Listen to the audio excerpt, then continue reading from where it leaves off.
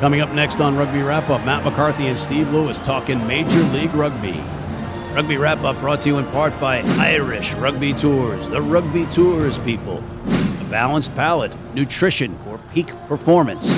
AFIA Sports Training Group, and Pig and Whistle on West 36th Street, the world's best rugby pub.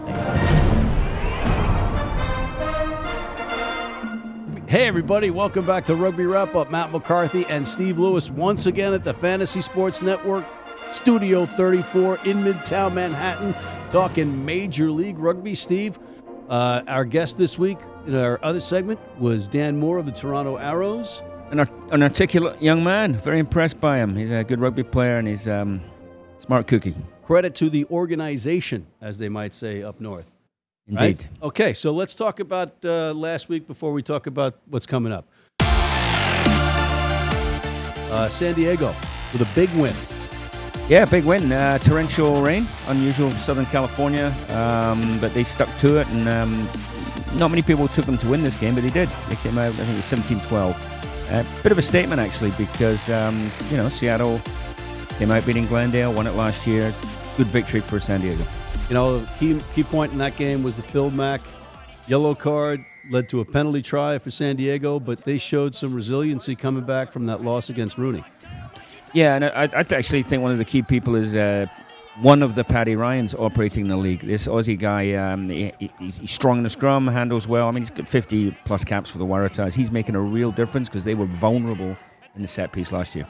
Yeah, and Rosalika had a nice match for Seattle, but great. Got to tip your cap to the Legion. Yeah, so they're 1-1, Seattle 1-1, and this is what we want in a competition. We keep saying it, but it's true. It's parity, right? And we've got parity. We have parity, except we have the undefeated NOLA Gold. Right, they're the surprise team thus far. We did say, or I did say early on, they did well in the off-season plugging some gaps, but they have come out stronger than most people anticipated. The 2-0 having beaten two good teams now. So credit to them. They're the front runners. They're the pace setters. They're playing well. Good for them. And, I had in my notes the whole thing about the ARCs maybe hurting teams. And NOLA's lost some significant components of that roster. And they're racking up the points. Taylor Howden. Yeah, the old man in the sea there. He scored two. He's a seasoned player, veteran player, smart player, competitive player. He's always going to pull something out a couple of times a year. So this is one of those days. New Orleans missing Bailey and Dolan in the back row, but they got through it, and they're 2-0. Yeah, your man Nick Feeks had a nice pass inside to set up a try by Blewett, who was our man last week. That's right. But, Howden's, you keep telling me about, I say players are so old. He's not like the guy's got denture breath. He's only got a little bit of gray hair. He's going to be like 47.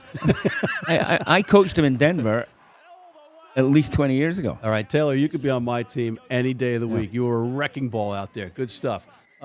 Utah coming out of the gate in their first match and knocking off the Elite, who are now 0-2. Yeah, so I actually think both these teams are going to struggle. Utah have made some additions to the front row clearly, and they sort of bolstered their team in the last couple of weeks. So they're a little bit stronger than their roster certainly looked a month ago. So for them to get an away win, first outing of the year was good. Should probably settle some nerves up Salt Lake City way. For Austin, however, red flags. Yeah, like the Raptors, they're 0-2. And on the Utah side of the ball, Tim Murphy was on the All-MLR team for the week, so kudos to him. Yeah, so Austin, it's too early in the season for must-win stuff, but this is the third game. They're at home. They must win. Unfortunately, they got Danmore and Toronto coming down, so I would go for Toronto on this one. So if you're the coach of Toronto or you're helping with that organization, we heard Dan Moore talk about their training schedule and the lack of a game last weekend. You think that helps them coming into this match? Toronto? Yeah, I mean, there's two ways of looking at it, right? You actually want to build continuity, so I wouldn't want too many breaks at the beginning of the year. A break is good mid-season or late season when you got some banged-up bodies. I don't think a bye early on is what I'd be Yeah, and favor of. Rooney's got two weeks off in Yeah. a row in the schedule. They're the same. You just want to get on with things. If you're coaches and players, you want to get on with things. And when things go wrong, the only way you can fix it is back out in the field. So you if you need to get back on the horse, you need to get back on the horse the following week. Right. And now coming up, we've got Friday Night Lights. We've got 8 p.m. Eastern. You've got Toronto at Austin. Both desperately need that win. Yep. And then you've got Saturday night, 10 p.m. Houston at San Diego. That's Eastern time as well. And then on Sunday, you've got the Seawolves at NOLA at 4 p.m. Eastern time. So these are some very interesting matches. And again, we mentioned that Rooney's got the bye. Sure. So Seattle, they got to right their ship, get back on the horse, and we'll find out, are New Orleans for real? I mean, are they going to post 3 consecutive victories against strongest teams in the league? So big weekend for them. Seattle got to right the ship. The other game, we have Houston going to San Diego. Our San Diego legitimate. Houston, narrow win against Austin in week 1.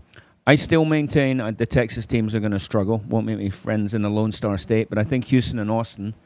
Houston, I think, have got more firepower. They got more chance of punching their way out of it.